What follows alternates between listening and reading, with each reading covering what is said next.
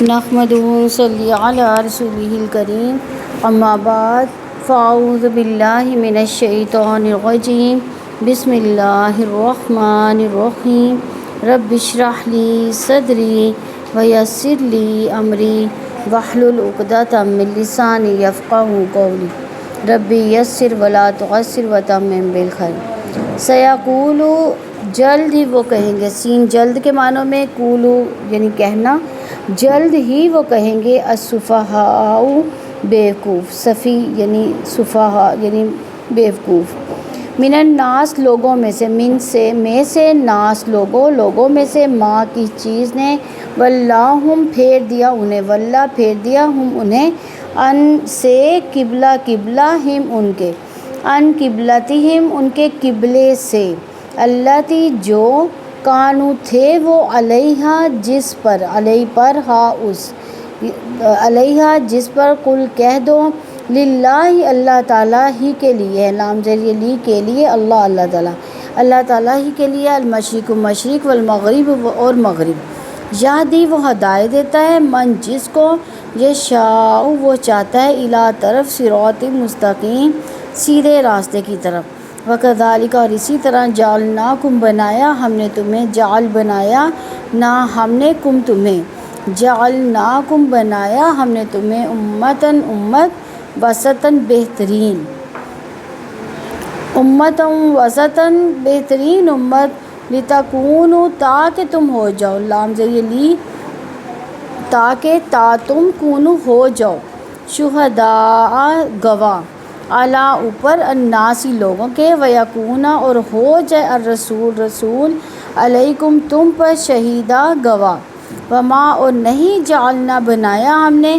القبلۃ قبلہ کو، اللاتی جو، کنتا تھے آپ، علیہا اوپر جس کے، الا مگر، لنعلم تاکہ ہم جانیں، لی تاکہ، نون جو ہے ہم کو بھی ظاہر کرا اور کس کو ظاہر کرا ہے، مضارع کو، یعنی جو جیسے یعنی اردو کی ہم گرامر پڑھیں یا انگلش کی گرامر ہوتی ہے تو کتنے زمانے پائے جاتے ہیں اس میں، 3 زمانے ہوتے ہیں نا، ماضی، حال، مستقبل، لیکن جو عربی کی گرامر میں اس میں صرف 2 زمانے پائے جاتے ہیں، ماضی اور مضارع۔ مضارع میں جو ہے وہ 2 زمانوں پر ہم کرتے ہیں اس کا ترجمہ، یعنی یا تو اس کا پریزنٹ میں ہوگا ترجمہ یا اس کا فیوچر میں ہوگا، تو ماضی کا تو آپ کو پتہ ماضی میں ہی ہوگا۔ تو اب یہ جو نون شروع میں آ رہا ہے، کسی بھی فعل کے جو شروع میں ہمیں نشانیاں ملیں گی وہ ہمیشہ مضارع کی ہوگی، کیونکہ جو حال اور مستقبل ہے وہ آگے ہوتا ہے، ٹھیک ہے، ماضی پیچھے ہوتا ہے، تو جب ماضی کی ہمیں نشانیاں ملیں گی وہ فعل کے آخر میں ملیں گی، جو فعل سے شروع میں ملیں گی نشانیاں وہ ہمیں مضارع کی ملیں گی۔ تو نون ہم کو ظاہر کریں تو ہم یعنی تاکہ ہم جانیں، علم کا مطلب ہے جاننا، من کون، یتبع اتباع کرتا ہے، الرسول رسول کی، ممن اس سے جو، ینقلب وہ پلٹ جاتا ہے۔ اب دیکھیں یہ یا جو ہے یہ 4 علامات ہے مضارع کی، یا، تا، الف، نون، پہلے نون کی ہم نے مثال دیکھ لی، یہ یتبع میں بھی یا جو ہے یہ مضارع کا ہے، ینقلب میں بھی یا جو ہے مضارع کا، ٹھیک ہے، وہ پلٹ جاتا ہے، علی عقبیہ اوپر اپنی ایڑیوں کے، اور ان یقیناً، کانت تھی، لکبیرتاً بلا شبہ بہت بڑی، لام زبر لا، بلا شبہ، کبیرتاً بہت بڑی، الا مگر، علی اوپر، الذین ان لوگوں کے جنہیں، ہدایت دی، اللہ اللہ تعالیٰ نے، وما اور کبھی نہیں، کانا ہے، اللہ اللہ تعالیٰ، لیضیع کہ وہ ضائع کر دے، ایمانکم تمہارے ایمان کو، یہ ایمان کم جو ہے یہ ضمیر ہے تمہارے ایمان کو، اور یہ کم جو ہے جمع کی ضمیر ہے، انا بلا شبہ، اللہ تعالیٰ، بالناس لوگوں کے ساتھ، لرؤوف یقیناً بےحد شفقت کرنے والا، رحیم نہایت رحم والا ہے، قد یقیناً، نرا ہم دیکھ رہے ہیں، نون جو ہے یہ بھی مضارع کا، ہم دیکھ رہے ہیں، تقلبہ بار بار پلٹنا، وجہ کا آپ کے چہرے کا، فی السماء آسمان میں، فلنولینک، اب اس میں دیکھیں کتنے لفظ ہیں، فا تو، لام یقیناً، نون جو ہے ہم کو ظاہر کرا، ولی، یہ نون مشدد جو ہے ولی جنہ، اس میں اور مزید جو ہے اس میں شدت ڈال رہا ہے، ٹھیک ہے، لازمن پھیر دیں گے۔ نون مشدد کا جو ہے میننگ آ رہا ہے لازمن۔ ولی کا مطلب ہوتا ہے پھیر دینا، ولی جنہ کا مطلب ہے لازمن پھیر دیں گے کا آپ کو۔ ضرور یا لازمن ایک ہی میننگ ہے دونوں کا۔ فَلَنُوَلِّيَنَّكَ کا تو یقیناً ہم ضرور پھیر دیں گے آپ کو قبلتاً قبلے کی طرف، ترضاها آپ پسند کرتے ہیں جسے، فولی سو آپ پھیر دیں وجہ کا اپنا چہرہ، شطرہ طرف، المسجد الحرام مسجد حرام کی طرف، وحیثما اور جہاں بھی کنتم ہو تم، فولو تو تم پھیر لو وجوہکم اپنے چہروں کو، وجہ ان کی جمع وجوہ، کم اپنے چہروں کو، شطرہ طرف اس کی، شطرہ طرف ہو اس کی طرف، وَإِنَّ اور بلا شبہ الذین وہ لوگ جو اوتو دیے گئے الکتاب کتاب، لا یعلمون بے شک وہ جانتے ہیں، انہ بلا شبہ وہ الحق حق ہے، من ربہم ان کے رب کی طرف سے، وما اور ہرگز نہیں اللہ تعالیٰ بغافل بے خبر، اما اس سے جو یعملون وہ عمل کرتے ہیں، وَلَئِن اور یقیناً اگر، وا اور لام یقیناً ان اگر، وَلَئِن اور یقیناً اگر، اتیتا آپ لے آئیں تا آپ، تا کا مطلب یہاں پہ آپ کے، یہ آپ دیکھیں یہ جو ہے اینڈ میں آ رہا ہے نا، تا کی جو ہے یہ نشانی ماضی کی ہے، تو کیونکہ وہ اینڈ میں آ رہی ہے، تو آپ لے آئیں اللہ دینا ان لوگوں کے پاس اوتو جنہیں دی گئی الکتاب کتاب، دیکھیے یہ ماضی کی بات ہو رہی ہے، جن کو ماضی میں کتاب دی گئی تھی، بکل آیتن ہر نشانی، ماں نہیں تابی وہ پیروی کریں گے قبلتا کا آپ کے قبلے کی، قبلتا قبلہ کا آپ کے، وما اور کسی صورت نہیں انتا آپ بھی تابین پیروی کرنے والے قبلتا ہم ان کے قبلے کی، وما اور نہ کسی صورت بعدہم ان کا بعد بھی تابین پیروی کرنے والا قبلتا قبلے کی بعدن بعض کے، ولا ان اور یقیناً اگر اتبعتا آپ نے پیروی کی اہواءہم ان کی خواہشات کی، ہم کا مطلب ہے ان کی اہواء خواہشیں، ان کی خواہشات کی، من بعد بعد ما اس کے جو جاء کا آ گیا آپ کے پاس، من العلم علم میں سے، ان کا بے شک یقیناً کا آپ، ان کا یقیناً آپ، اذن تب لمن الظالمین ضرور ظالموں میں سے ہوں گے، اللہ دینا جن لوگوں نے آتیناہم دی ہم نے ان کو الکتاب کتاب، یعرفونہ وہ پہچانتے ہیں اسے، کما جیسا کہ یعرفونہ وہ پہچانتے ہیں ابناءہم اپنے بیٹوں کو، وَإِنَّ اور یقیناً فریقاً ایک گروہ، منہم ان میں سے، لیکتمون یقیناً وہ چھپاتے ہیں، کتمان حق ہوتا ہے نا، چھپانا، حق کو چھپانا اردو کا ورڈ ہے کتمانے، یہ وہی اسی سے یہ قتم یعنی چھپانا، یقیناً وہ چھپاتے ہیں الحق حق کو، وہم حالانکہ وہ یعلمون وہ جانتے ہیں الحق حق ہے، من ربی کا آپ کے رب کی طرف سے، فلا تکونن پس آپ ہرگز نہ ہو جانا، فا پس لا نہ تا آپ کونن میں نون مشدد ہرگز نہ، یعنی اس میں شدت پیدا کرا لفظ میں کہ ہرگز نہ آپ ہو جانا، من الممترین شک کرنے والوں میں سے۔ رکوع نمبر 1 کی تفسیر دیکھتے ہیں، آیت نمبر 142 ہے، سَيَقُولُ السُّفَهَاءُ مِنَ النَّاسِ مَا وَلَّاهُمْ عَنْ قِبْلَتِهِمُ الَّتِي كَانُوا عَلَيْهَا قُلْ لِلَّهِ الْمَشْرِقُ وَالْمَغْرِبُ يَهْدِي مَن يَشَاءُ إِلَىٰ صِرَاطٍ مُّسْتَقِيمٍ، جلدی لوگوں میں سے بیوقوف کہیں گے کہ انہیں کس چیز نے ان کے اس قبلے سے پھیر دیا جس پر وہ تھے، آپ کہہ دو مشرق و مغرب اللہ تعالیٰ ہی کے لیے ہے، وہ جس کو چاہتا ہے سیدھے راستے کی طرف ہدایت دیتا ہے، یعنی اللہ تعالیٰ نے پہلے سے ہی یہ خبر مسلمانوں کو دے دی کہ جلدی لوگوں میں سے بیوقوف اعتراض کریں گے، کس بات پر اعتراض کریں گے کہ قبلہ کیوں چینج ہوا، اللہ تعالیٰ نے تحویل قبلہ سے پہلے اعتراضات کی خبر اس لیے دی تاکہ مومنوں کے دلوں پر اس کا اثر کم ہو، ان کے دل کم متاثر ہوں، کیونکہ منافق جو تھے اتنی ایسی باتیں کرتے تھے کہ مومنوں کے دل ڈوبنا شروع ہو جاتے تھے، پریشان ہو جاتے تھے. تو اس لیے اللہ تعالیٰ نے ان کے دلوں کو مضبوط کرنے کے لیے پہلے سے ان کو خبر دے دی تاکہ مومن قبل از وقت اعتراضات کے جواب دینے کے لیے وہ تیار رہیں. ما ولاہم عن قبلتہم التی کانوا علیہا، کس چیز نے انہیں ان کے قبلے سے پھیر دیا؟ یہ اللہ تعالیٰ کے حکم، اس کی شریعت، اس کے فضل و کرم پر اعتراض کرنا تھا یہ ان کا. تو رب العزت نے یہ بات اس لیے کہی کہ عقل مند شخص کو بیوقوف کی باتوں پہ دھیان نہیں دینا چاہیے.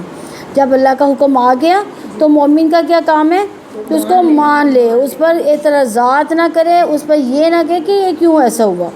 یہ آیت کریمہ دلیل ہے کہ اللہ تعالیٰ کے احکامات پر وہی شخص اعتراض کرتا ہے جو بیوقوف اور جاہل ہوگا. عقل مند جو ہے، ہدایت یافتہ مومن تو اپنے رب کے ہر حکم کی اطاعت کرتا ہے، اس کے راضی کرنے کی فکر میں لگا رہتا ہے. تو یہ طرز عمل کن لوگوں کا تھا؟ اہل کتاب کا. تو اللہ تعالیٰ نے یہود کو سفہاء بیوقوف کہا. اللہ تعالیٰ نے عرب کے مشرکوں، علماء یہود اور منافقوں کو سفہاء کہا. قبلہ سے مراد مرکز عبادت جس کی طرف رخ کر کے نماز ادا کی جاتی ہے. اصطلاحاً وہ بیت العبادت ہے جس کی طرف منہ کر کے نماز پڑھی جاتی ہے. تو قبلہ مقرر کرنے کا مقصد کیا تھا؟ کہ قبلہ مقرر کرنے کا اصل مقصد عبادت کو منظم کرنے کے ایک عام رخ کا تعین کرنا تھا. قبلہ اول بیت المقدس کو تقدیس اس لیے حاصل ہو گئی تھی کہ بیت المقدس پہلے انبیاء علیہ السلام کا قبلہ تھا. یعنی نبی صلی اللہ علیہ وسلم کا کیا طرز عمل تھا کہ جب تک کوئی حکم نافذ نہیں ہوتا تھا تب تک وہ اس پر عمل کرتے تھے جو پہلے انبیاء کرتے آ رہے تھے، جو ان کو حکم دیا گیا تھا اس پر عمل کیا کرتے تھے. تو اس لیے پہلے قبلہ بیت المقدس تھا. اور حالانکہ یہ تورات، زبور، انجیل وغیرہ میں سب نبیوں نے اپنے اپنے دور میں جو تھا اپنے اپنے لوگوں سے کہا ہوا تھا کہ آخری جب نبی آئے گا تو قبلہ بیت اللہ ہوگا. سب کو معلوم تھا، اس کے باوجود انہوں نے اعتراضات کیا. تو مدینہ میں رہنے والے یہودی عیسائی بیت المقدس کی طرف رخ کر عبادت کرتے تھے. مدینہ آنے کے بعد نبی صلی اللہ علیہ وسلم نے وحی نازل ہونے سے پہلے انبیاء علیہ السلام کی سنت پر عمل کیا. یوں بیت المقدس کو تقدیس حاصل ہو گئی. اور قبلے کی تبدیلی کا حکم مدینہ کی طرف ہجرت کرنے کے تقریباً 16 یا 17 ماہ کے بعد ہوا تھا. یعنی 16-17 ماہ تک نبی صلی اللہ علیہ وسلم اس کا انتظار کرتے رہے کہ کب یہ جو ہے حکم نافذ ہو. کیونکہ جب مدینہ میں رہتے تھے نبی صلی اللہ علیہ وسلم تو وہ کیا کرتے تھے کہ خانہ کعبہ کو آگے رکھتے تھے اور بیت المقدس کے سامنے یعنی درمیان میں خانہ کعبہ آتا تھا اور بیت المقدس کی طرف رخ کر کے نماز پڑھتے تھے. اب چونکہ جب مدینہ چلے گئے تو ایک سائڈ پہ مکہ تھا یعنی کعبۃ اللہ تھا، دوسری سائڈ پہ بیت المقدس تھا. اب وہ اس طرح سے نہیں کر سکتے تھے نماز ادا، تو اس لیے ان کا دل جو تھا وہ کرتا تھا کہ اللہ تعالیٰ کسی طرح سے یہ حکم نافذ کر دیں.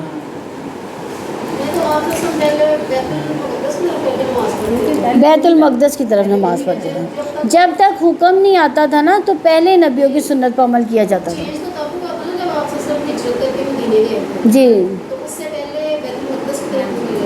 میں نے آپ کو بتایا نا کہ تب نبی صلی اللہ علیہ وسلم کیسے نماز پڑھتے تھے.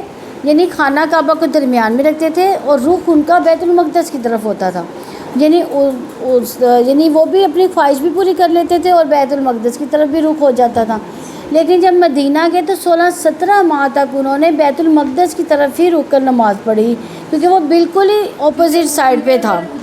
یعنی ایک طرف بیت المقدس تھا تو ایک طرف خانہ کعبہ تھا، یعنی وہ اس طرح سے نہیں کر سکتے تھے. تو اس لیے نبی صلی اللہ علیہ وسلم کا دل چاہتا تھا کہ اللہ تعالیٰ جلد یہ حکم نافذ کر دیں، کیونکہ ان کو بھی پتہ تھا کہ میں آخری نبی ہوں، مجھ پر جو ہے بیت المقدس بیت اللہ کا جو ہے اس کو مرکز بنایا جائے گا میرے لیے. تو مدینہ میں ہجرت کے بعد بیت المقدس کو قبلہ ٹھہرایا گیا. اس میں مہاجر مسلمانوں کی آزمائش تھی کہ جن لوگوں نے ہجرت کی کیا ان کے دلوں نے بھی ہجرت کی.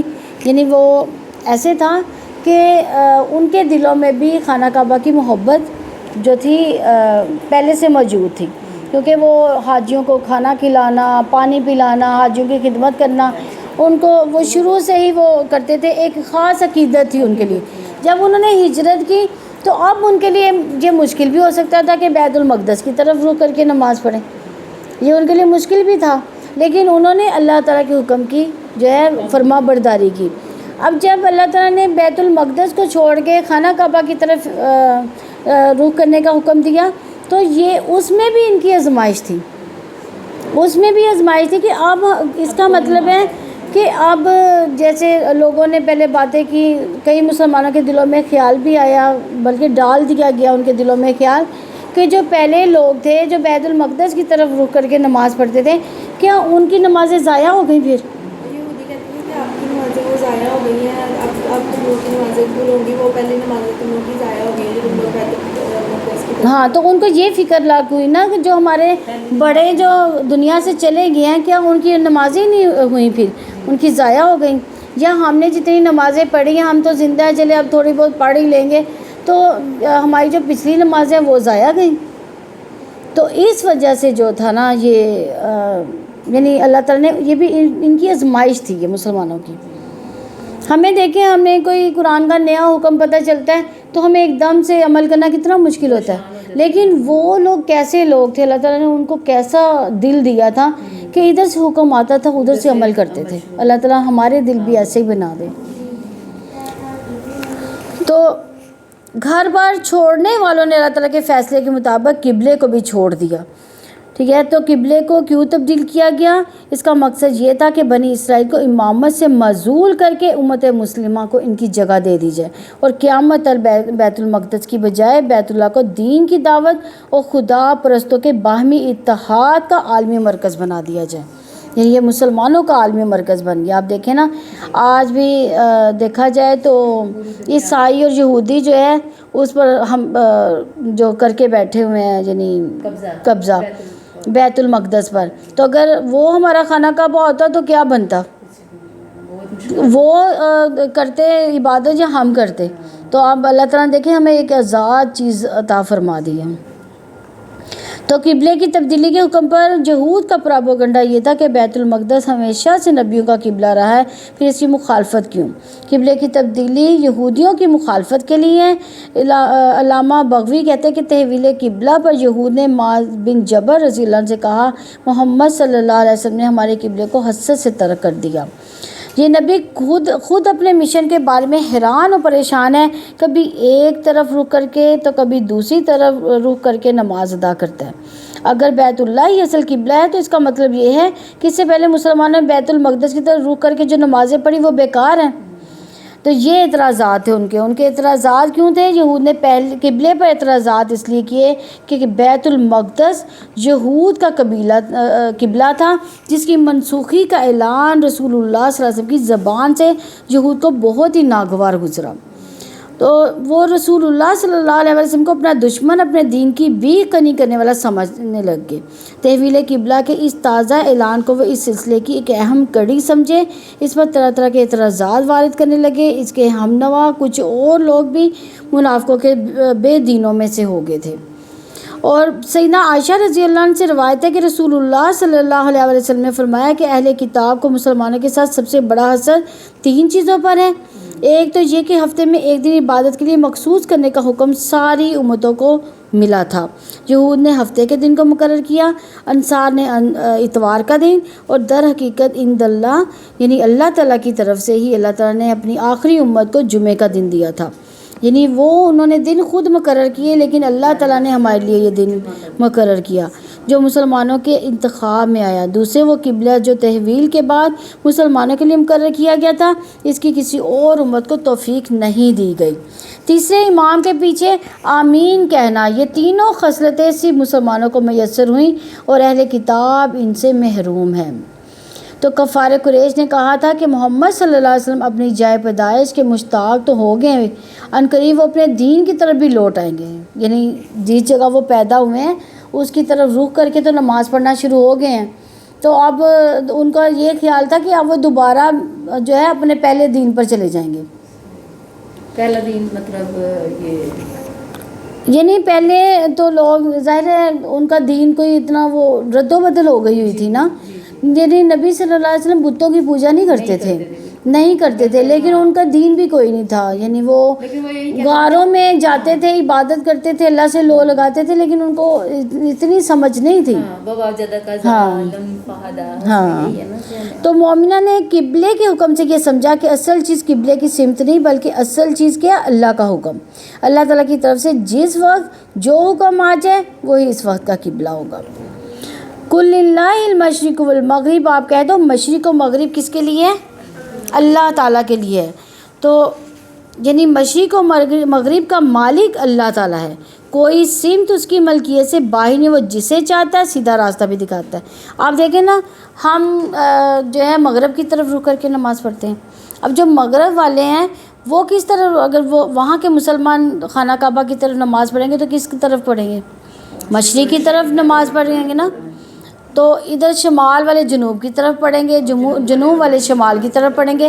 یعنی دیکھو سارے ہی قبلے کس کے ہیں؟ اللہ تعالیٰ کے ہی ہوئے نا، ہر سمت جو ہے اللہ تعالیٰ کی ہے۔ تو اس قبلے کی طرف بھی اسی نے رہنمائی کی ہے جو ملت ابراہیم کا حصہ ہے۔ پھر اعتراض کرنے والے اس چیز پر اعتراض کرتے ہیں جو ان کی ملکیت نہیں۔ یہ ایک وجہ اس حکم کو تسلیم کرنے کو واجب کر دینے والی ہے، یعنی حکم اور تصرف کا اختیار صرف کس کو ہے؟ اللہ تعالیٰ کو۔ لہٰذا کسی سمت کی طرف منہ پھیرنا نیکی نہیں، اصل نیکی کیا ہے؟ فرما برداری۔ قبلے کی طرف رخ نماز پڑھنے کے لیے نہیں، یعنی اللہ تعالیٰ کی عبادت کے لیے خاص نہیں ہے، یعنی عبادت میں جس طرح معبود حکم دے عبادت کرنے والا اس کا پابند ہے، یعنی یہ اس بات کا پابند نہیں ہے۔ یعنی اللہ تعالیٰ نے کہا کہ آپ ادھر سے ادھر رخ کر لو، ہمیں جو حکم آیا ہم نے اس پر عمل کیا، اس پر یہ اعتراض نہیں ہے کہ ادھر کیوں کریں ادھر کیوں نہیں کرنا، ایسے تو کرنا ہی نہیں ہے۔ تو جس طرح معبود نے رخ پھیر دیا ادھر رخ پھیرنا ضروری تھا۔ مشرق و مغرب کی ہر سمت اللہ تعالیٰ کی، اصل بات سمت کی نہیں، ہر سمت میں اللہ تعالیٰ کی عبادت کی جا سکتی ہے اگر اس کی طرف رخ کرنے کا اللہ تعالیٰ نے حکم دیا ہو۔ اللہ تعالیٰ نے مشرق و مغرب کی ملکیت کا شعور دے کے انسان کو یہ سمجھایا کہ مالک کی طرف توجہ رکھو اور اس کا حکم پورا کرنے کے پابند رہو۔ یہدی من یشاء الی صراط مستقیم، وہ جس کو چاہتا ہے سیدھے راستے کی طرف ہدایت دیتا ہے، یعنی سیدھے راستے سے مراد دین اسلام، صراط مستقیم۔ اللہ تعالیٰ کے حکم کے آنے کے بعد قبلہ ابراہیم علیہ السلام کی طرف رخ کرنا، اور جس کو چاہتا ہے سیدھے راستے کی طرف ہدایت دیتا ہے، جس سے اس سے پتہ چلتا ہے کہ ہدایت کا تعلق کس سے ہے؟ اللہ تعالیٰ کی رضا سے، اللہ تعالیٰ کی مشیت سے۔ اللہ تعالیٰ چاہے تو ہمیں ہدایت دے، اللہ تعالیٰ چاہے تو ہمیں ہدایت کبھی نہ ملے۔ تو ہم ہدایت مانگتے ہیں اللہ تعالیٰ سے، ہاں 5 ٹائم نماز میں ہم نماز میں ہدایت مانگتے ہیں، تو باشعور انداز سے اس آیت کو پڑھا کریں، اہدنا الصراط المستقیم، کیونکہ ہدایت کس کے ہاتھ میں ہے؟ اللہ تعالیٰ کے ہاتھ میں۔ وہ جس کے لیے چاہتا ہے ہدایت کے اسباب پیدا کر دیتا ہے، اسی لیے اس سے ہدایت طلب کرنی چاہیے۔ آپ دیکھیں کتنی ہی عورتیں ہیں جن کو میں نے یہ قرآن کا پیغام دیا، یہ ہدایت کا راستہ ہے نا، سب سے پہلا جو ہدایت کا راستہ یہی ہے، لیکن ہر ایک کو اپنے گھر کی، ہمارے گھر میں بچے ہیں، ہمارے جو ہے کام نہیں ختم ہوتے، یہ نہیں ہوتا، لیکن جس کو اللہ تعالیٰ نے ہدایت دینی ہے ان کاموں کے ساتھ بھی یہ سارا کچھ ہو جائے گا۔ پھر جتنے مرضی کام ہو اللہ تعالیٰ کی ہدایت کی طرف انسان دوڑا چلائے گا۔ اللہ تعالیٰ ہم سب کو استقامت دے۔ ہدایت و گمراہی کے کچھ اسباب ہیں جو اللہ تعالیٰ کی حکمت اور عدل کی وجہ سے پیدا کیے جاتے ہیں۔ بندہ جب ہدایت کے ان اسباب کو اختیار کرتا ہے تو اللہ تعالیٰ نے اپنی کتاب میں بیان کیے تو اسے ہدایت مل جاتی ہے۔ آیت نمبر 143 ہے، وَكَذَلِكَ جَعَلْنَاكُمْ أُمَّةً وَسَطًا لِتَكُونُوا شُهَدَاءَ عَلَى النَّاسِ وَيَكُونَ الرَّسُولُ عَلَيْكُمْ شَهِيدًا وَمَا جَعَلْنَا الْقِبْلَةَ الَّتِي كُنْتَ عَلَيْهَا إِلَّا لِنَعْلَمَ مَن يَتَّبِعُ الرَّسُولَ مِمَّن يَنقَلِبُ عَلَى عَقِبَيْهِ وَإِن كَانَتْ لَكَبِيرَةً إِلَّا عَلَى الَّذِينَ هَدَى اللَّهُ وَمَا كَانَ اللَّهُ لِيُضِيعَ إِيمَانَكُمْ ان اللہ بالناس لرؤوف الرحیم۔ اور اسی طرح ہم نے تمہیں بہترین امت بنایا تاکہ تم لوگوں پر گواہ ہو جائے، رسول تم پر گواہ ہو جائے۔ اور جس قبلے پر آپ پہلے تھے اس کو ہم نے صرف اسی لیے قبلہ بنایا تھا کہ ہم جانیں کون رسول کی اتباع کرتا ہے، اسے جو اپنی ایڑیوں کے بل پلٹ جاتا ہے۔ اور یقیناً یہ بلا شبہ بہت بڑی بات ہے مگر ان لوگوں کے لیے نہیں جنہوں اللہ تعالیٰ نے ہدایت دی۔ اللہ تعالیٰ کبھی ایسا نہیں کہ تمہارے ایمان کو ضائع کر دے، بلا شبہ اللہ تعالیٰ لوگوں پر یقیناً بے حد شفقت کرنے والا، نہایت رحم والا ہے۔ یعنی اس سے مراد جس طرح قبلہ تمام کائنات کا روحانی مرکز ہے، اسی طرح سے مسلمان کا بہترین امت بھی بنایا گیا، یعنی قبلہ بھی بہترین اور امت بھی بہترین، اور انہیں عمل و تبلیغ کی ذمہ داریاں سونپی گئی تاکہ وہ دنیا کے لیے حیات و عمل کا بہترین نمونہ بن جائے۔ امتاً وسطاً سے مراد بہترین امت، درمیانی امت، افضل اور بہتر۔ اور وسط کے معنی اعتدال کے، یعنی دین کے ہر معاملے میں امت کو معتدل امت بنایا گیا۔ یعنی آپ دیکھیں ہم عیسائیوں کی طرح رہبانیت اختیار نہیں کرتے، یعنی وہ کیا کرتے، رہبانیت کیا چیز ہے کہ حد سے زیادہ اس میں ایک چیز، یعنی گھر بار چھوڑ کے، بیوی بچے چھوڑ کے جنگلوں میں چلے جانا اور بس عبادت ہی کرتے رہنا۔ یعنی اللہ تعالیٰ نے ہمیں بہترین امت بنایا ہے کہ ہم کھاتے بھی ہیں، پیتے بھی ہیں، سوتے بھی ہیں، بچے بھی پیدا کرتے ہیں، شادیاں کرتے ہیں اور بچوں کی پرورش کرتے ہیں، اس کے ساتھ ساتھ ہم عبادت بھی کرتے ہیں، یعنی دین کا بھی کام ساتھ ساتھ لے کر چلتے ہیں۔ یعنی یہ کیا ہے، معتدل، درمیانی امت، بہترین افضل امت۔ امت وسط سے مراد سب سے افضل امت، امت وسط سے مراد اعتدال والی امت جن کے معاملات میں افراط و تفریط نہیں ہے، یعنی کسی بھی معاملے میں یعنی میانہ روی اختیار کرتی ہے، حد سے نہیں بڑھتی۔ تو انبیاء کے ساتھ عقیدت میں بھی معتدل ہے، جبکہ عیسائی غلو سے کام لیتے ہیں۔ انہوں نے کیا غلو کیا تھا عیسائیوں نے؟ ان کو بیٹا بنا حضرت عیسیٰ علیہ السلام کو اللہ کا بیٹا بنا دیا تھا، اور یہودی بھی توہین کرتے ہیں۔ شریعت کے اعتبار سے بھی امت مسلمہ معتدل امت ہے، نہ یہودیوں کی طرح سختی ہے، نہ عیسائیوں کی طرح نرمی اور لاپرواہی، یعنی عیسائی جو ہے نرم بھی ہیں اور لاپرواہ بھی ہیں۔ امت مسلمہ طہارت کے اعتبار سے بھی معتدل امت ہے، نہ یہودیوں کی طرح سختی ہے کہ پانی ان کو نجاست اس سے پاک نہیں کر سکتا، ان کی عبادت کنیسہ کے سوا کہیں نہیں ہو سکتی، اس پر سزا کے طور پر طیبات کو حرام کر دیا گیا۔ نہ عیسائیوں کی طرح نرمی کے کسی چیز کو نجس ہی نہیں مانتے، نہ ان کے ہاں کوئی چیز حرام ہے، انہوں نے ہر چیز کو حلال کر رکھا ہے۔ امت مسلمہ کی طہارت کامل طہارت ہے۔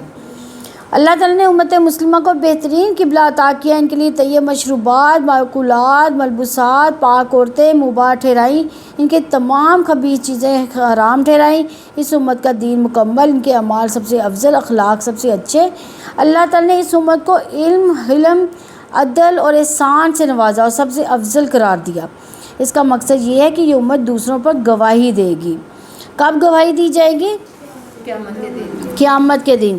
رسول اللہ صلی اللہ علیہ وسلم نے فرمایا قیامت کے دن نوح علیہ السلام کو بلایا جائے گا اور عرض کیا جائے گا۔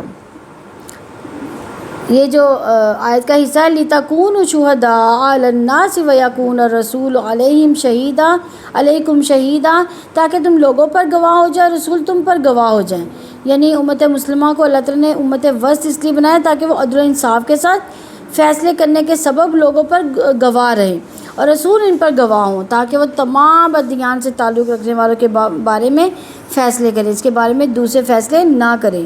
جیسا کہ رسول اللہ صلی اللہ علیہ وسلم نے فرمایا قیامت کے دن نوح علیہ السلام کو بلایا جائے گا، وہ عرض کریں گے لبیک و سعیدی کا یا ربی، اللہ تعالیٰ فرمائے گا کیا تم نے میرا پیغام پہنچا دیا تھا؟ نوح علیہ السلام عرض کریں گے میں نے پہنچا دیا تھا۔ پھر ان کی عمر سے پوچھا جائے گا کیا انہوں نے تمہیں میرا پیغام پہنچایا تھا؟ وہ لوگ کہیں گے ہمارے پاس کوئی ڈرانے والا نہیں آیا، یعنی فوراً ہی جھوٹ بول دیں گے۔ اللہ تعالیٰ نوح علیہ السلام سے فرمائے گا آپ کے حق میں کوئی گواہی دے سکتا ہے؟ وہ کہیں گے محمد رسول اللہ صلی اللہ علیہ وسلم اور ان کی امت میری گواہ ہے۔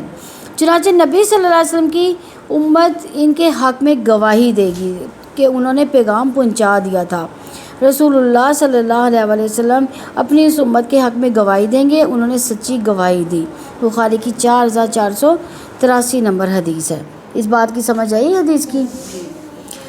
تو کچھ لوگوں پر گواہوں سے مراد یہ ہے کہ رسول اللہ صلی اللہ علیہ وسلم کے بعد ان کے ماننے والے ذمہ دار ہیں اللہ تعالیٰ کا پیغام تمام انسانوں تک پہنچانے کے لیے، اور قیامت کے دن یہ گواہی دینی ہوگی کہ جو رسول اللہ صلی اللہ علیہ وسلم سے ہمیں پہنچا وہ پہنچانے میں، اور جو انہوں نے ہمیں کر کے دکھایا وہ کر دکھانے میں ہم نے کوئی کمی نہیں کی۔ رسول تم پر گواہ، اس گواہی سے مراد کہ آخرت میں جب انسان کا اکٹھا حساب لیا جائے گا، اس وقت رسول اللہ صلی اللہ علیہ وسلم اللہ تعالیٰ کے نمائندے کی حیثیت سے گواہی دیں گے کہ سوچ عمل اسلامی نظام کی جو تعلیم اللہ تعالیٰ نے دی تھی وہ انہوں نے اپنے قول و فعل سے پوری طرح پہنچا دی تھی۔ لِتَكُونُوا شُهَدَاءَ عَلَى النَّاسِ، تاکہ تم لوگوں پر گواہ ہو جاؤ، یعنی اس سے مراد اس امت کے افراد اپنے اعمال کے نیک ہونے، اپنے حق پرست ہونے کے زندہ گواہ ہیں۔ امت کے ہر فرد کی بات، اس کا عمل، اس کا برتاؤ دے کر ساری دنیا یہ پہچانے گی کہ اللہ والے کیسے ہیں، نیکی کس کا نام ہے، حق پرستی کسے کہتے ہیں۔ ہم کیسے گواہ بنیں گے؟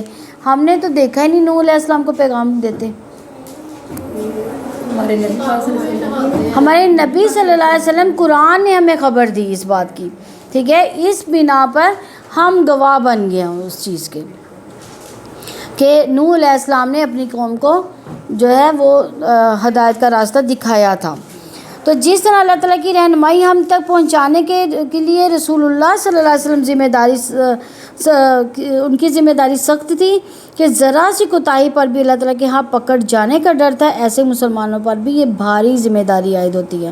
یعنی نبی صلی اللہ علیہ وسلم پر کے بعد کس پر یہ امت مسلمہ پر یہ بھاری ذمہ داری ہے کہ اگر ہم اللہ تعالیٰ کے پاس یہ گواہی نہ دے سکیں کہ ہم نے آپ کی ہدایت جو رسول اللہ صلی اللہ علیہ وسلم کے ذریعے ہم تک پہنچی تھی آپ کے بندوں تک پہنچا دینے میں کوئی کوتاہی نہیں کی، تو ہم بری طرح پکڑے جائیں گے، اور ہم سے یہ پوچھا جائے گا کہ جب دنیا میں نافرمانیاں ہو رہی تھی، جب برائی اور بے حیائی کا طوفان برپا تھا، تب تم کہاں تھے؟ سیدنا عبداللہ بن مسعود رضی اللہ عنہ نے بیان کیا کہ مجھ سے نبی کریم صلی اللہ علیہ وسلم نے فرمایا مجھے قرآن پڑھ کر سناؤ۔ میں نے عرض کیا میں پڑھ کر سناؤں، جبکہ وہ تو آپ صلی اللہ علیہ وسلم پر نازل ہوتا ہے۔ آپ صلی اللہ علیہ وسلم نے فرمایا ہاں میں دوسرے سے سننا چاہتا ہوں۔ دیکھیں قرآن سننا بھی جو ہے وہ کتنا سرور کا باعث ہوتا ہے۔ چنانچہ میں نے آپ صلی اللہ علیہ وسلم کو سورہ نساء سنانی شروع کی، جب میں فَكَيْفَ إِذَا جِئْنَا مِن كُلِّ أُمَّةٍ بِشَهِيدٍ وَجِئْنَا بِكَ عَلَىٰ هَٰؤُلَاءِ شَهِيدًا، پھر کیا حال ہوگا جب ہم ہر امت میں سے ایک گواہ لائیں گے، اور آپ صلی اللہ علیہ وسلم کو ان پر گواہ لائیں گے۔ پر پہنچا تو آپ صلی اللہ علیہ وسلم نے فرمایا ٹھہر جاؤ، میں نے دیکھا کہ آپ صلی اللہ علیہ وسلم کی آنکھوں سے آنسو بہہ رہے ہیں۔ یہ بخاری کی 4582 نمبر حدیث ہے۔ وَمَا جَعَلْنَا الْقِبْلَةَ الَّتِي كُنْتَ عَلَيْهَا، اور جس قبلے پر آپ پہلے تھے اس کو ہم نے صرف اسی لیے قبلہ بنایا تھا، اس قبلے سے مراد بیت المقدس، إِلَّا لِنَعْلَمَ، تاکہ ہم جان لیں، یعنی ایسا جانا جسے ثواب اور اقام متعلق ہے، یعنی ورنہ اللہ تعالیٰ تمام امور کو ان کے وجود سے پہلے ہی جانتا ہے۔ یعنی یہ کس لیے اللہ تعالیٰ جاننا چاہتے تھے؟ تاکہ ان پر حجت قائم ہو جائے، حجت کی بنا پر۔ لِنَعْلَمَ کا مطلب ہے تاکہ ہم اتباع کرنے والے منہ موڑنے والے کے درمیان امتیاز کر سکیں، رسول اللہ صلی اللہ علیہ وسلم اور اہل ایمان کے درمیان ان کا حال منکشف ہو جائے، یعنی ان کا حال پتہ چل جائے، ان کے دل کی حالت کا پتہ چل جائے۔ یہاں اللہ تعالیٰ کے معلوم کرنے سے مراد دیکھنا ہے۔ اللہ تعالیٰ نے وضاحت فرمائی کہ پہلے بیت المقدس کو قبلہ مقرر کیا، پھر اسے منسوخ کر کے قبلۃ اللہ کو قبلہ بنا دیا تاکہ پیروی کرنے والے فرما برداروں اور دین سے پھرنے والوں کے بارے میں معلوم ہو جائے۔ مَن یتبع الرسول ممن ینقلب علی عقبیہ، کون رسول کی اتباع کرتا ہے اس سے جو ایڑیاں کے بل پلٹ جاتا ہے۔ اس سے مراد کہ کون لوگ ہیں جو رسول اللہ صلی اللہ علیہ وسلم کی ہر بات ماننے کو ہی آخرت کی کامیابی کا ذریعہ سمجھنے والے ہیں۔ ینقلب علی عقبیہ، اپنی ایڑیوں کے بل پلٹ جانے والے ہیں۔ اس سے مراد جاہلیت کی طرف پلٹ جانا۔ کون لوگ ہیں جو ابھی تک نسل، رنگ، وطن اور باپ دادا کے طریقوں کی طرف ہی پلٹ جاتے ہیں، یعنی ان کا وہ پلٹتے کیوں تھے؟ ان کی کیا حجت تھی کہ ہمارے باپ دادا جو تھے اس دین پر تھے تو ہم اس دین کو کیوں چھوڑیں؟ چاہے باپ دادا کو اتنی عقل ہی نہ ہو، ان کو اتنا علم ہی نہ ہو، تو ہم بھی ان کے اوپر ہی لگ جائیں بس۔ تو اللہ تعالیٰ کی طرف سے یہ مومنوں کی ایمان کی آزمائش تھی یہ. تو پہلی کتابوں میں یہ خبر دی گئی کہ آخری نبی کعبہ کو قبلہ بنائیں گے. جو حق کی پیروی کرنا چاہتا ہے اس کے ایمان اور اطاعت میں اضافہ ہوتا ہے، اور جو حق سے منہ موڑ لیتا ہے تو وہ نفس کی خواہشات کی پیروی کرتا ہے، اسی طرح اس کا کفر بڑھتا ہی چلا جاتا ہے. وَإِن كَانَتْ لَكَبِيرَةً إِلَّا عَلَى الَّذِينَ هَدَى اللَّهُ، اور یقیناً یہ بلا شبہ بہت بڑی بات تھی مگر ان لوگوں کے لیے نہیں جنہوں اللہ تعالیٰ نے ہدایت دی. یعنی کون سی بڑی بات تھی؟ بیت المقدس سے منہ پھیرنا عام لوگوں کے لیے یہ بہت بڑی شاک گزر رہی تھی ان پر. اہل ایمان پر اس لیے آسان ہو گیا کہ اس گھر کا قصد کرنا ارکان اسلام میں سے ایک رکن ہے. تو یہاں اس سے مراد کہ تحویل قبلہ کے معاملے میں رسول اللہ صلی اللہ علیہ وسلم کی پیروی کرنا بڑا بھاری تھا، سوائے ان لوگوں کے جنہوں اللہ تعالیٰ نے ہدایت دی اور جنہوں نے رسول اللہ صلی اللہ علیہ وسلم کی ہر بات ماننے کو آخرت کی کامیابی کا ذریعہ سمجھا. الا علی الذین ھدی اللہ، مگر ان لوگوں کے لیے نہیں جنہوں اللہ تعالیٰ نے ہدایت دی. ان سے مراد صحابہ کرام اور رسول اللہ صلی اللہ علیہ وسلم کے سچے پیروکار. ان کے لیے یہ کوئی بڑی بات نہیں تھی، لیکن ان لوگوں کے لیے بڑی بات تھی جو منافق تھے، جو مسلمانوں کو طرح طرح سے تنگ کرنا چاہتے تھے. انہوں نے اللہ تعالیٰ کے احسان پر اللہ تعالیٰ کے عظیم گھر کی طرف رخ پھیر دیا. اس آیت سے صحابہ کرام رضوان اللہ علیہ کی مدح فضیلت بھی نکلتی ہے کہ انہوں نے رسول اللہ صلی اللہ علیہ وسلم کی پیروی میں اپنا رخ شمال سے جنوب کی جانب پھیر دیا. انہوں نے اللہ تعالیٰ کی نعمت کو پہچان لیا، شکر ادا کیا. وَمَا كَانَ اللَّهُ لِيُضِيعَ إِيمَانَكُمْ، اللہ تعالیٰ کبھی ایسا نہیں کہ تمہارے ایمان کو ضائع کر دے. یعنی یہاں ایمان سے مراد نماز. ایمان کو دیکھیں، نماز کو ایمان کا حصہ کہا گیا ہے. یعنی اس کا مطلب ہے کہ اگر ہم نماز نہیں پڑھتے تو ہمارا ایمان ہی کوئی نہیں. تو اللہ تعالیٰ نے نماز کا نام نہیں لیا، ایمان کا نام لیا. اللہ تعالیٰ نے حوصلہ دلایا کہ وہ نمازیں جو تم نے تحویل قبلہ کا حکم آنے سے پہلے بیت المقدس کی طرف رخ کر کے پڑھی وہ ضائع نہیں ہوں گی. ان لوگوں کی نمازیں بھی ضائع نہیں ہوں گی جو تحویل قبلہ کا حکم آنے سے پہلے فوت ہو گئے. تو نماز کیا ہے؟ نیت، قول اور عمل پر مشتمل ہے. یعنی ہماری نیت پہلے ہوگی. نیت کو خالص کرنا کس کے لیے؟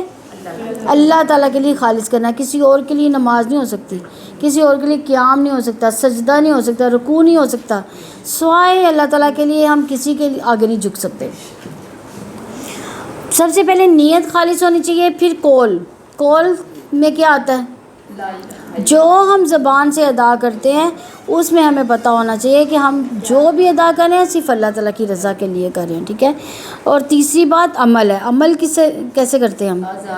اعضاء سے. یعنی رکوع، قیام، سجدہ کس سے ہوتا ہے؟ یہ ہمارے اعضاء سارے عمل کر کے دکھا رہے ہوتے ہیں.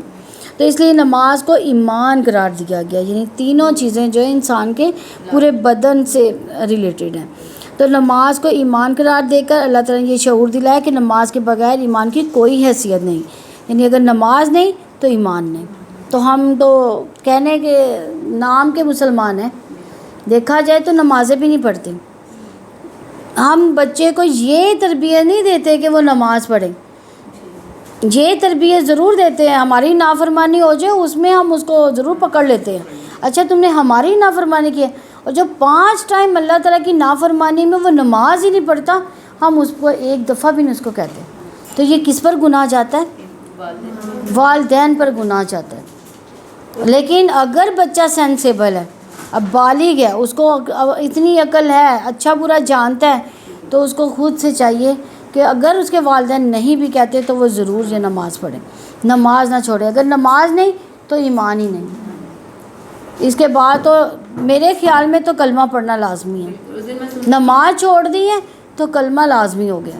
ایک بتا رہے تھے، کہتے ہیں اپنے بچے کے ذہن میں شروع سے یہ ڈال دو کہ میرے سے نہ ڈرو، اللہ سے ڈرو. اللہ سے ڈرو. اور ہم کس کا ڈر دیتے ہیں؟ وہ جن آ گیا، وہ اچھا تمہارے بابا آئیں گے نا، ان کو بتاؤں گی شام. یعنی ہم ماں باپ کا ڈر دیتے ہیں، جنوں کا پتہ نہیں کس کس کا ڈر دے دیتے ہیں، لیکن ایک اللہ کا ہی ڈر نہیں دیتے. جب اللہ کا ڈر انسان جو ہے نا اپنے بچے کے دل میں ڈالے گا نا، تو وہ ہو نہیں سکتا کہ وہ نافرمان بچہ نکلے. وہ بڑا ہو کے بھی فرما بردار ہی ہوگا. تو اللہ تعالیٰ کے ایمان کی حفاظت کرنا دو طرح سے ہے. ان اہل ایمان کو ہر فساد، ایمان میں نقص پیدا کرنے والی تکلیف دہ آزمائشوں اور ایمان سے روکنے والی خواہش نفس سے بچا کر ان کے ایمان کو ضائع اور باطل ہونے سے محفوظ رکھنا. ایمان کی نشو و نما کے لیے انہیں اپنے اعمال کی توفیق عطا کرنا جس سے ان کے ایمان میں اضافہ اور یقین کامل حاصل ہوتا ہے. بس ابتدائی طور پر جس نے ایمان کی طرف تمہاری رہنمائی کی، اسی طرح وہ تمہارے ایمان کی حفاظت کرے گا. اس کو اس کے اجر و ثواب کو نشو و نما دے کر اپنی نعمت کو اتمام کرے گا. تو ایمان کو مقدر کرنے والے ہر عمل سے اس کی حفاظت کرے گا، بلکہ جب ایسی آزمائشیں آئیں جس سے مقصود سچے مومن کو جھوٹے دعوے دار سے الگ کرنا ہو، تو یہ آزمائشیں مومن کو کھرا ثابت کرنے اور اس کی سچائی کو ظاہر کر دیتی ہیں. دیکھیں، اگر ہمارے دل میں پکا ایمان ہوگا تو اللہ تعالیٰ ہمارا ایمان ضائع کیسے کریں گے؟ اللہ تعالیٰ ہمیں اس وقت بھی، آزمائش میں بھی ہمارے ساتھ کھڑے ہوں گے. ہمیں کبھی ہمارا ایمان ضائع نہیں ہونے دیں گے. کسی نہ کسی طرح سے ہم ایسی کوئی کام کر بیٹھیں گے کہ اللہ تعالیٰ ہمیں ہدایت کے راستے پر چلائی رکھے گا، بلکہ ایمان اور پکا ہوگا، اور پکا ہو جائے گا. ان اللہ بالناس لرؤوف الرحیم، بلا شبہ اللہ تعالیٰ لوگوں پر یقیناً بے حد بخشنے والا ہے، نہایت رحم والا ہے. یعنی اللہ تعالیٰ عظیم رافت اور رحمت والا ہے. اس نے ایمان والوں کو ایمان عطا کر کے اس پر اپنی نعمت کو مکمل کیا. اللہ تعالیٰ ان لوگوں کو علیحدہ کر دیا جو ایمان کو زبانی اقرار کا معاملہ سمجھتے ہوئے صرف زبانی دعوے کرتے تھے اور اس کے دل ایمان سے خالی تھے. اللہ تعالیٰ نے مومنوں کا امتحان لیا، اس کے درجات بلند کیے. وہ اپنے بندوں کے لیے رؤوف ہے کیونکہ وہ وسیع رحمت والا ہے، اسی لیے وہ کسی عمل کرنے والے کے عمل کو ضائع نہیں کرتا. اللہ تعالیٰ نے عزت والے گھر کی طرف منہ موڑ دیا، یقیناً وہ رؤوف اور رحیم ہے. اللہ تعالیٰ نے بیت المقدس کی طرف رخ کر کے پڑھی جانے والی نمازوں سے اپنے رؤوف اور رحیم ہونے کا شعور دلایا. اللہ تعالیٰ کسی کے ایمان کو ضائع نہیں کرتا کیونکہ وہ لوگوں پر رحم کرنے والا، اس پر بے حد شفقت کرنے والا ہے. ایک دفعہ رسول اللہ صلی اللہ علیہ وسلم نے ایک قیدی عورت جس کا بچہ چھڑا لیا گیا تھا دیکھی. یہ عورت دوسری عورت کا بچہ دیکھ کر ممتا سے اسے چمٹا لیتی تھی اور اپنے بچے کو ڈھونڈتی پھرتی رہتی تھی. جب اسے اپنا بچہ مل گیا تو اسے بے تابانہ اپنے سینے سے چمٹا کر سینہ اس کے منہ میں دے دیا. آپ صلی اللہ علیہ وسلم نے صحابہ کرام رضوان اللہ علیہ کی طرف متوجہ کے پوچھا، کیا یہ عورت اپنا بچہ آگ میں ڈال سکتی ہے جبکہ آگ پر ڈالنے پر یہ قادر بھی ہو؟ صحابہ کرام رضوان اللہ علیہ نے کہا کہ نہیں. اس پر آپ صلی اللہ علیہ وسلم نے فرمایا، خوب یاد رکھو اللہ تعالیٰ اس سے بھی زیادہ، کہیں زیادہ اپنے بندوں پر مہربان ہے. یعنی ایک جو ماں ہے اپنے بچے پر جتنی شفقت، جتنی محبت کرتی ہے، اس سے کہیں گنا زیادہ جو ہے اللہ تعالیٰ ہم سے محبت کرتے ہیں.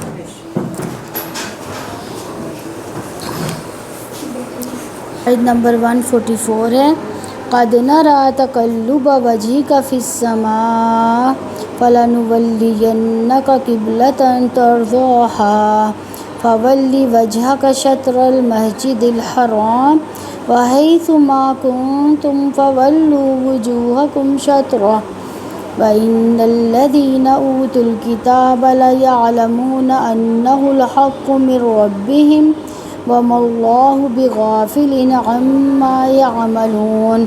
یقیناً ہم آپ کے چہرے کا بار بار آسمان کی طرف پلٹنا دیکھ رہے ہیں، تو یقیناً ہم آپ کو لازمی اس قبلے کی طرف پھیر دیں گے جسے آپ پسند کرتے ہیں. سو آپ اپنا چہرہ مسجد حرام کی طرف پھیر دیں اور تم جہاں کہیں بھی ہو اپنے چہروں کو اسی کی طرف پھیر لو. اور بلا شبہ وہ لوگ جن کو کتاب دی گئی بے شک وہ جانتے ہیں، بلا شبہ ان کے رب کی جانب سے یہ واقعی حق ہے، اور جو وہ عمل کرتے ہیں اللہ تعالیٰ اس سے ہرگز بے خبر نہیں ہے. یعنی اس سے مراد کہ قبلے کی تبدیلی کے بارے میں نبی صلی اللہ علیہ وسلم اللہ تعالیٰ کے حکم کے منتظر تھے. اللہ تعالیٰ نے آپ صلی اللہ علیہ وسلم کی یہ دل کی خواہش کو یہاں واضح کیا کہ یہ نبی صلی اللہ علیہ وسلم کی خواہش تھی کہ یہ قبلہ جو ہے بن جائے. وہ کیوں چاہتے تھے؟ تاکہ وہ دین اسلام کو اپنی اصل شکل میں دیکھنا چاہتے تھے.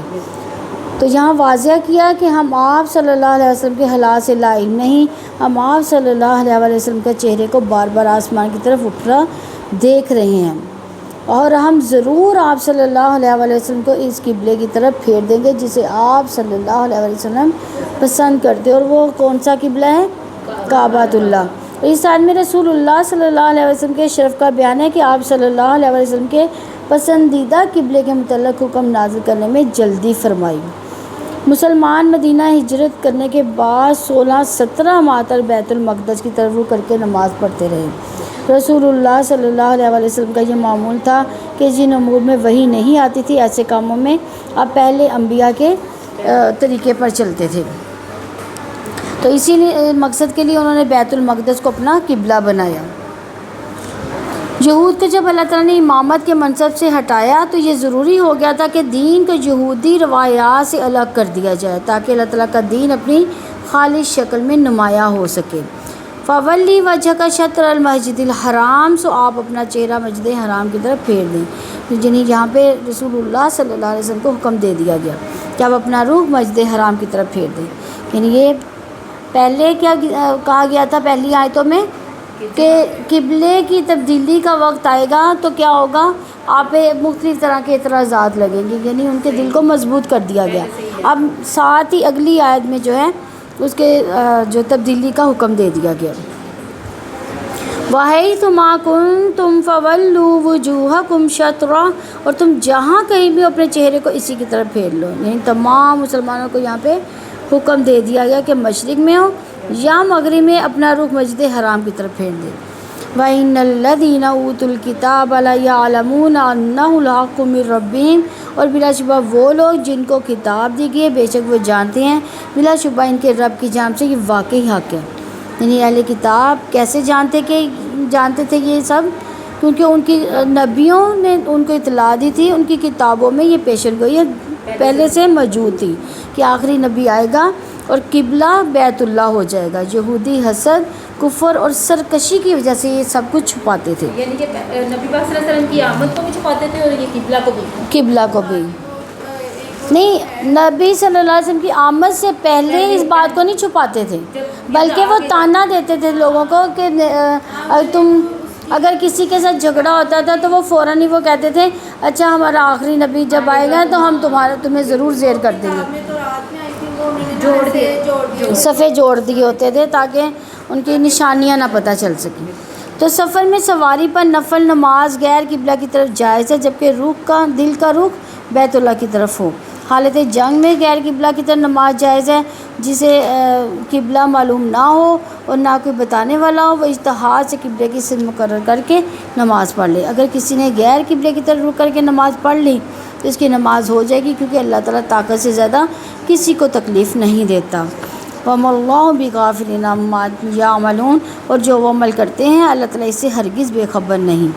یعنی اللہ تعالیٰ نے یہود کو تنبیہ کی کہ وہ ان کے اعمال سے غافل نہیں ہے، اس میں اعتراض کرنے والوں کے لیے وعید اور اہل ایمان کے لیے تسلی ہے۔ اللہ تعالیٰ اس سے غافل نہیں کہ اہل کتاب جانتے ہیں کہ یقیناً یہ حق ہے ان کے رب کی طرف سے۔ اللہ تعالیٰ نے اس کے توسط شعور کو جھنجھوڑا کہ تمہارا معاملہ کسی بے خبر ہستی سے نہیں بلکہ علیم اور خبیر رب سے، اس لیے اپنے تمام اعمال کی فکر کر لو۔ آیت نمبر 145 ہے وَلَئِنْ أَتَيْتَ الَّذِينَ أُوتُوا الْكِتَابَ بِكُلِّ آيَةٍ مَا تَبِعُوا قِبْلَتَكَ وَمَا أَنْتَ بِتَابِعٍ قِبْلَتَهُمْ وَمَا بَعْضُهُمْ بِتَابِعٍ قِبْلَةَ بَعْضٍ وَلَئِنِ اتَّبَعْتَ أَهْوَاءَهُمْ مِنْ بَعْدِ مَا جَاءَكَ مِنَ الْعِلْمِ إِنَّكَ إِذًا لَمِنَ الظَّالِمِينَ، اور یقیناً اگر آپ ان لوگوں کے پاس جنہیں کتاب دی گئی ہر نشانی لے آئیں تب بھی وہ آپ کے قبلے کی پیروی نہیں کریں گے، اور نہ آپ کسی صورت ان کے قبلے کی پیروی کرنے والے ہیں اور نہ وہ کسی صورت ایک دوسرے کے قبلے کی پیروی کرنے والے ہیں۔ اور یقیناً اگر آپ نے اس کے بعد جو آپ کے پاس علم میں سے آیا اس کی خواہشات کی پیروی کی تب تو یقیناً آپ ضرور ظالموں میں سے ہو جاؤ گے۔ لیکن یہاں اہل کتاب کے پاس ہر نشانی لانے والے سے مراد قبلے کی دلیلیں لانا ہے، یعنی اگر آپ ہر طرح کی دلائل دے بھی دیں تب بھی وہ آپ کے قبلے کی پیروی کرنے والے نہیں ہیں، کیونکہ آپ صلی اللہ علیہ وسلم جانتے ہیں کہ قبلۃ اللہ کو قبلہ بنانا اللہ تعالیٰ کی جانب سے حق ہے، اور اس سے رسول اللہ صلی اللہ علیہ وسلم کو واضح کر دیا گیا کہ قبلے پر مصالحتی کوششیں کرنے کا فائدہ نہیں، انہوں نے گروہی تعصبات کے تحت اپنے قبلے کی سمت مقرر کی ہے، اور آپ صلی اللہ علیہ وسلم نے رب کے حکم کے تحت بنیاد ہی فرق ہے، لہٰذا سمجھوتا ممکن ہے. یعنی نبی صلی اللہ علیہ وسلم سے ایسا کیوں کہا گیا؟ کیونکہ نبی صلی اللہ علیہ وسلم پر ٹارچر کیا جاتا تھا ہر طرح سے کہ یہ کسی طرح سے اپنی سمت چینج کر لیں. تو اس وجہ سے نبی صلی اللہ علیہ وسلم کو دل کے مضبوطی کے لیے یہ سارے الفاظ کہے گئے.